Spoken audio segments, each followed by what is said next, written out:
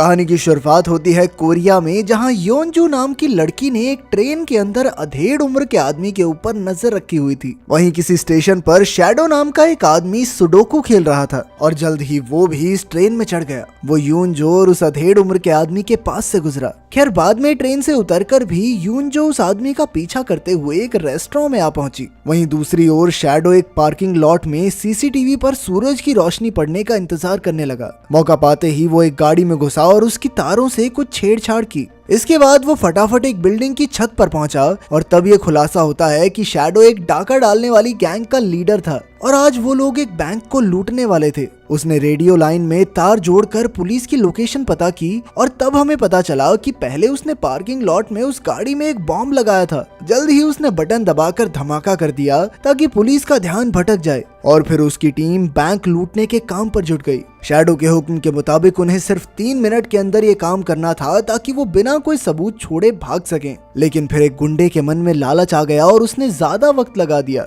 इसी लापरवाही की वजह से पुलिस उनके पीछे पड़ गई। तब शैडो ने मैक्स नाम के एक मोटे आदमी को बीच सड़क पर ट्रक लाने का ऑर्डर दिया और जल्द ही वो पुलिस की गाड़ियों से टकरा गया। इसके बाद मैक्स भी तुरंत वहां से भाग निकला। वहीं दूसरी ओर वो आदमी योनजू के सामने आ गया और पूछा कि तुम मेरा पीछा क्यों कर रही हो। असल में उस आदमी का नाम हुआंग था और वो स्पेशल क्राइम्स यूनिट का चीफ था। योनजू भी उसकी टीम में जासूस बनना चाहती थी, इसीलिए वो हुआंग का पीछा कर रही थी। तब हुआंग ने उसका टेस्ट लेने के लिए योनजू को आज के दिन जो भी हुआ वो सब बताने को कहा। योनजू की याददाश्त बहुत तेज थी, इसीलिए उसके आसपास जो भी चीजें हुई थी वो उसने बिल्कुल सटीक तरीके से याद कर रखी थी। योनजू ने सब कुछ सही बताया मगर अंत में एक सवाल का जवाब नहीं दे पाई। तब हुआंग ने उसे अपने दिमाग में पूरा दिन फिर से याद करने को कहा और उसे आखिरी सवाल का जवाब भी मिल गया। आखिरकार हुआंग ने उसे अपनी टीम में शामिल कर लिया। बाद में जब हुआंग ऑफिस पहुंचा तो उसे बैंक में हुई लूट की जांच करने का जिम्मा मिला। उसने सीसीटीवी की पूरे फुटेज देख ली लेकिन कहीं भी शैडो और उसकी टीम का नामो निशान नहीं था। वहीं दूसरी ओर शैडो अपनी गैंग के बीच लूट का माल बांटने के लिए पहुंचा। तब उसने उस गुंडे को पकड़ा जिसकी वजह से सबकी जान खतरे में पड़ी थी और सबके सामने बेरहमी से पीट कर उसे मार डाला। इसके बाद वो लूट का पैसा लेकर एक अंधेरी गली में पहुंचा जहां वो अपने मास्टर से मिला। मास्टर वही बूढ़ा आदमी था जिसके कहने पर शैडो ने इस लूट को अंजाम दिया था। उधर हुआंग ने ऑफिस में फिर से सीसीटीवी फुटेज देखी तो उसने ट्रक वाले आदमी यानी मैक्स को पकड़ने का फैसला किया। हालांकि अब भी वो मैक्स का चेहरा नहीं देख पाए थे। खैर फिर योनजू भी ऑफिस आ गई और हुआंग ने उसे पूरी टीम से मिलवाया। अब हुआंग ने उन्हें मिशन समझाया और वो सब मैक्स को पकड़ने निकल गए। हुआंग ने सभी जासूसों को अलग अलग काम सौंप दिए और वो सब अपना भेष बदल कर मैक्स की तलाश करने लगे। मगर पूरा दिन शहर में घूमने के बावजूद भी उन्हें मैक्स का पता नहीं चला। वहीं दूसरी ओर शैडो नेशनल फूड्स नाम के एक स्टोर में पहुंचा जो कि उसका खुफिया अड्डा भी था जहां वो अपनी चोरियों की प्लानिंग करता था। उधर हुआंग की टीम को आखिरकार एक आदमी दिखा जिसका शरीर मैक्स जैसा था। हुआंग के लिए काम करने वाला एक आदमी स्क्विरल तुरंत भेष बदल कर उसके पीछे पीछे चलने लगा मगर फिर पता चला कि आदमी मैक्स नहीं था। इधर रात को शैडो अपनी अगली चोरी को अंजाम देने निकल गया था। इस बार वो लोग एक कंपनी के कहने पर उनके खिलाफ मिले सबूतों को एक बिल्डिंग से चुराने वाले थे। कुछ मिनटों में उन्होंने अपना काम पूरा किया और वहां से भाग निकले मगर तभी शैडो को एहसास हुआ कि एक आदमी दूर से उस पर नजर रखे हुए था। अब शैडो तुरंत उस आदमी तक पहुंचा और उसे बेरहमी से मार डाला ताकि इस चोरी के बारे में किसी को कोई सबूत न मिले। कुछ देर बाद जब हुआंग की बॉस को ये खबर मिली कि उन्हीं चोरों ने एक बार फिर से चोरी कर ली है तो उसने हुआंग पर काफी गुस्सा किया। वहीं चोरी पूरी होने के बाद मास्टर ने शैडो को एक और काम सौंप दिया मगर शैडो ने इससे इनकार करते हुए कहा कि वो ये काम छोड़कर शांति से जीवन बिताना चाहता है। लेकिन मास्टर को ये हरगिज मंजूर नहीं था और उसने अपने एक आदमी को शैडो को जान से मारने का हुक्म दिया। जब शैडो अपनी गाड़ी में बैठा तब मास्टर के आदमी ने पीछे से उसका गला दबाने की कोशिश की मगर तभी शैडो ने अपनी गाड़ी सामने दीवार से टकरा दी जिससे वो गुंडा गाड़ी से बाहर जा गिरा और उसकी मौके पर ही मौत हो गई। इसके बाद शैडो मास्टर के पास गया और अपना अगला मिशन करने के लिए राजी हो गया। उधर हुआंग की टीम फिर से काम पर लग गई थी। योनजू ने देखा कि कल उन्होंने 3 इलाकों में जांच की थी लेकिन उन्होंने बीच का इलाका छोड़ दिया था। उसने हुआंग को इस बारे में बताया तो हुआंग ने वहां भी जांच करने को कहा। इस बार उसने योनजू को भी भेस बदल कर जाने की इजाजत दे दी। फिर उसकी पूरी टीम एक बार फिर से उस इलाके के चप्पे चप्पे की जांच में जुट गई। अब योनजू ने अपनी तेज नजर से जल्द ही एक आदमी को देखा जो मैक्स जैसा दिखता था, मगर वो रास्ते में किसी से टकरा गई और उसका चेहरा ढंग से नहीं देख पाई। अब वो आदमी एक स्टोर में घुसा और स्क्विरल तुरंत कैशियर का भेस बनाकर उसके सामने आ गया। तब उसने मैक्स की शक्ल देखकर अपनी टीम को खबर दी कि यही वो आदमी है जिसकी उन्हें तलाश थी। फिर योनजू ने मैक्स का पीछा किया और उसका कमरा नंबर देख लिया। उसकी लोकेशन का पता लगने के बाद स्क्विरल ने वहां आकर चारों ओर सीसीटीवी कैमरास छुपा दिए ताकि वो मैक्स के हर कदम पर नजर रख सके। उधर शैडो अपने अड्डे पर अगली लूट का प्लान बना रहा था। उसने हर कदम अपने दिमाग में सोचा ताकि सब कुछ प्लान के मुताबिक ही हो। इस बार उसका मकसद कोरियन स्टॉक एक्सचेंज के सर्वर को हैक करके उसमें एक सॉफ्टवेयर डालने का था। उधर ह्वांग और उसकी बॉस उस अपार्टमेंट में पहुंचे जहां शैडो ने उस पर नजर रखने वाले आदमी को मार डाला था,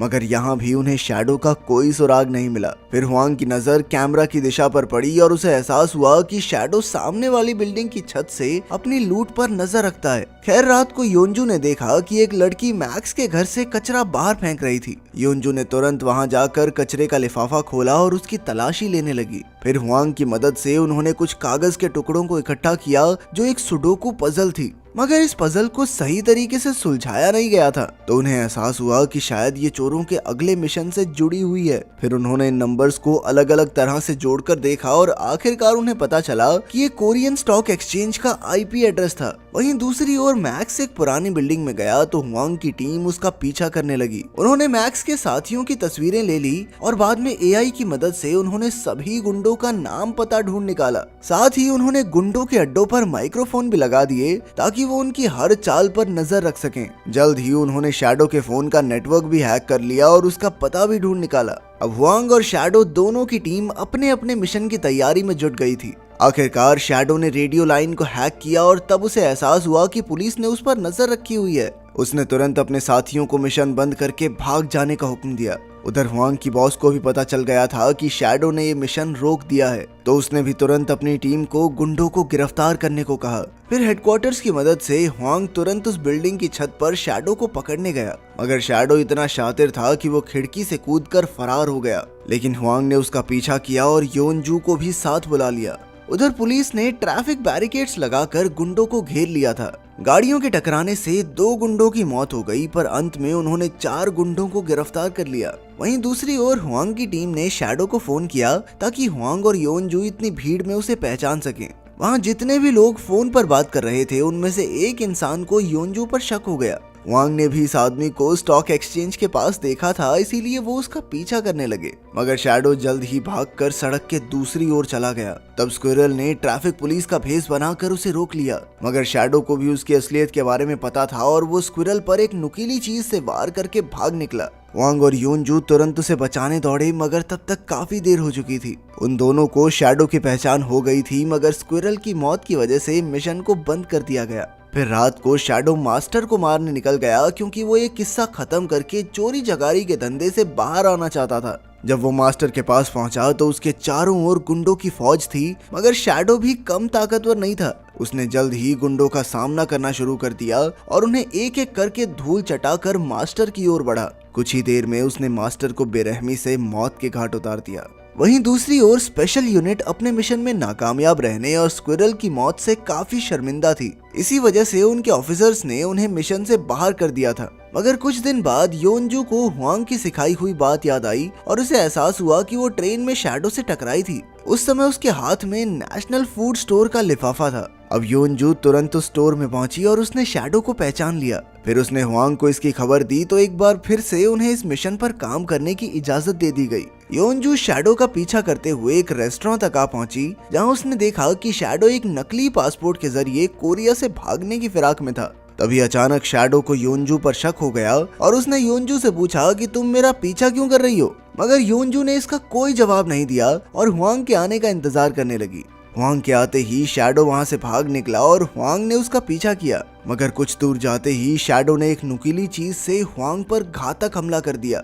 फिर योनजू के वहां आने से पहले ही शैडो उसे छोड़कर फरार हो गया। तब ह्वांग ने योनजू को शैडो को हर हाल में पकड़ने का ऑर्डर दिया। योनजू ना चाहते हुए भी निकल गई और एक आदमी का पीछा करने लगी, मगर पास जाकर उसे पता चला कि ये आदमी तो कोई और था। आज एक बार फिर से शैडो उनके हाथों से भाग निकला था, जिससे योनजू बेहद निराश हो गई।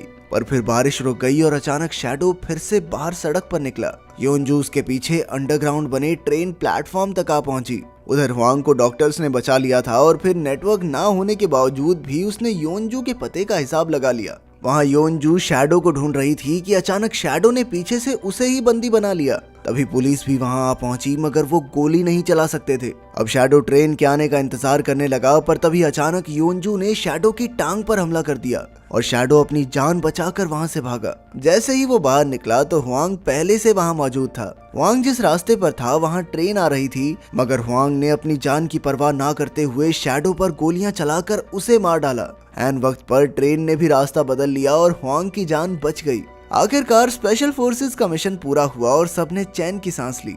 अंत में पूरी टीम ने स्क्विरल को श्रद्धांजलि दी, जिसके बाद योनजू और हुआंग शैडो के बाकी साथियों को पकड़ने के अपने अगले मिशन पर निकल गए। अगर वीडियो पसंद आई तो लाइक कर देना, चैनल को सब्सक्राइब कर देना। मिलते हैं अगली वीडियो में।